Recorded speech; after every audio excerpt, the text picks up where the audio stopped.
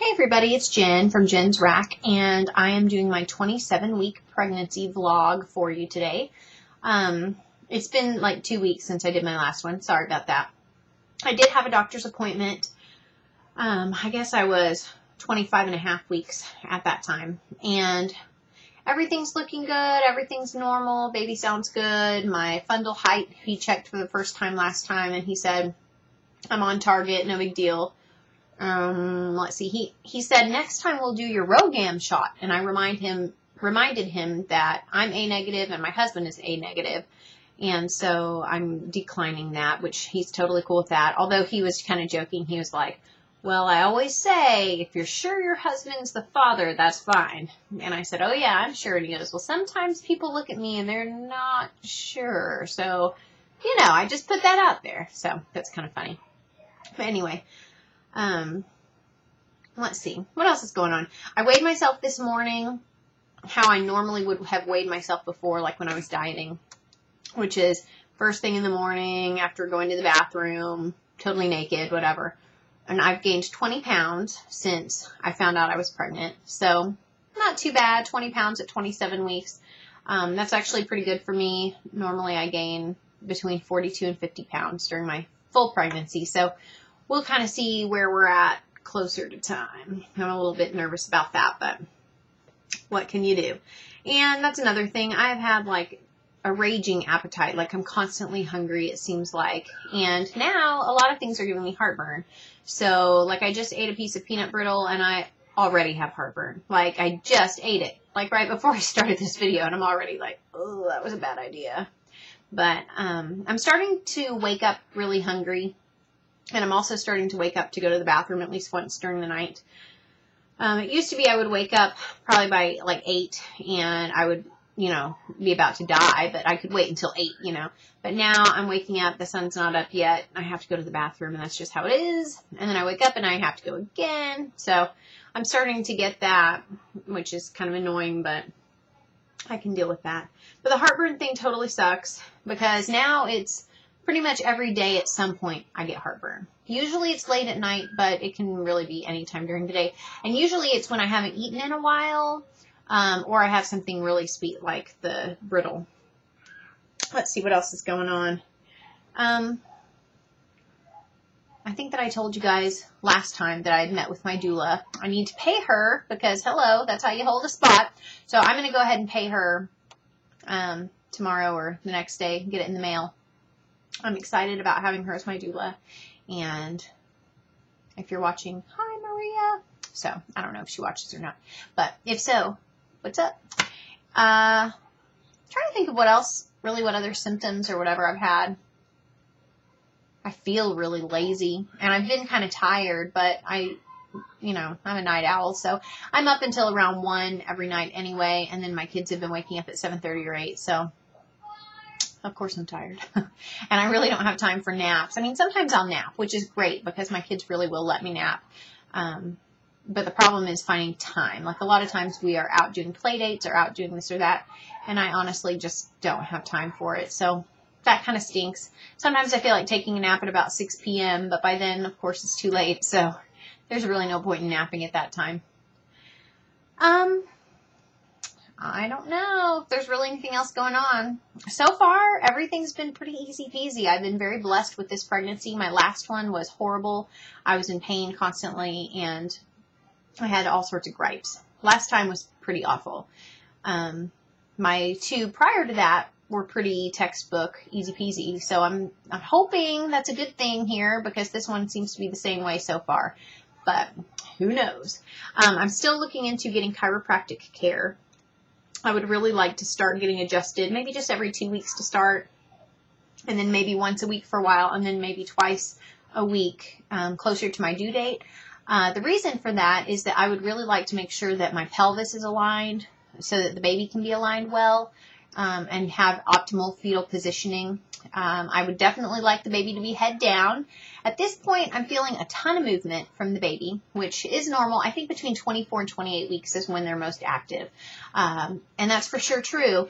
But I can definitely feel that the baby's still switching positions, deciding to be in whatever way it feels like. Sometimes transverse, sometimes head up, sometimes head down, you know, and that's okay at this point. But, you know, the closer we get to like 34, 35, 36, 37 weeks, the more I would really like the baby to be head down, especially since I have such big babies. And obviously positioning has been a huge issue in how my births have played out in the past. So Michael, my middle one, he had the best positioning. He was my biggest baby, and he was by far the easiest birth.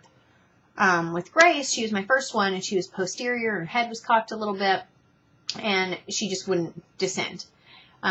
With my last birth that I had, you know, he was smaller than my middle child, but he was totally malpositioned, got stuck, and it ended up being a huge ordeal postpartum for me.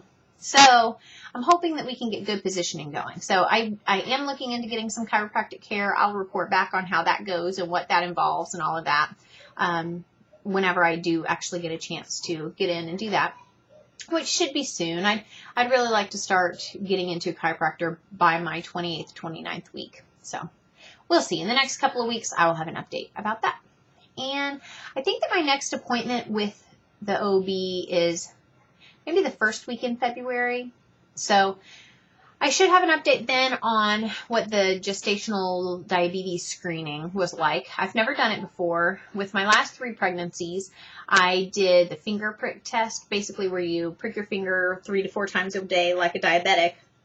And you see like what your fasting number is when you first wake up, and then, you know, how you react at different hours after you've eaten.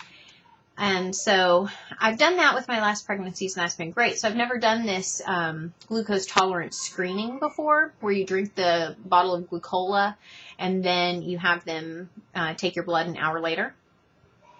So I'm not really sure how that's going to go.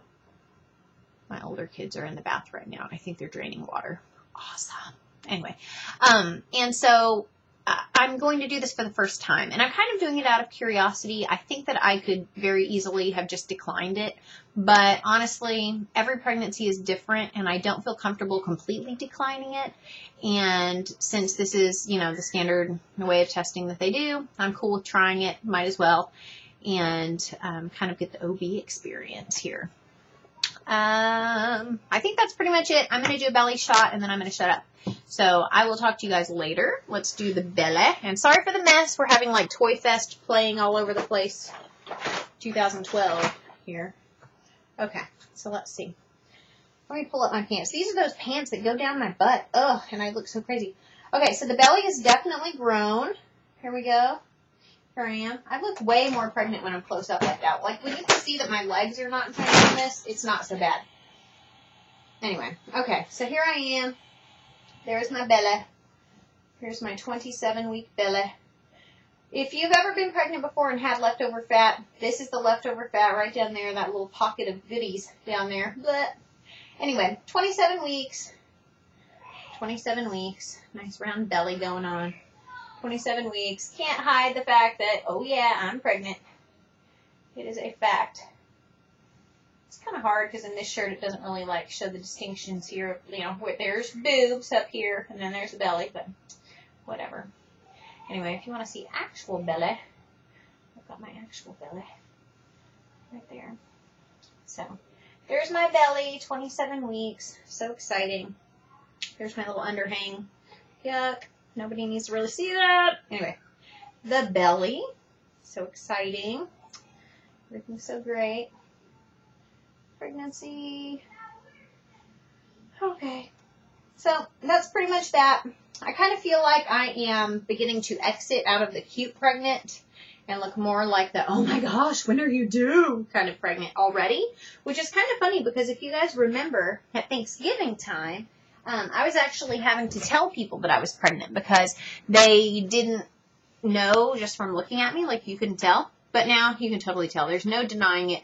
And now I look bigger than some women do at term. So, woo! But it's so weird being 27 weeks. It's hard to believe that, you know, if my baby were born right now for some horrible reason, you know, if something happened, a complication, and the baby was born right now, there'd be a pretty good shot that it would live. Because modern technology really does help with, their breathing and getting their lungs developed and, getting all that under control at an earlier and earlier age. So it's really amazing to me to be at 27 weeks and think, wow, my baby would have a shot if I had to deliver right now. But it's really weird to think that in 11 weeks, I will be totally considered term within my due date, because I consider 38 to 42 weeks the norm. I know a lot of people go, I'm 37 weeks, I'm at term.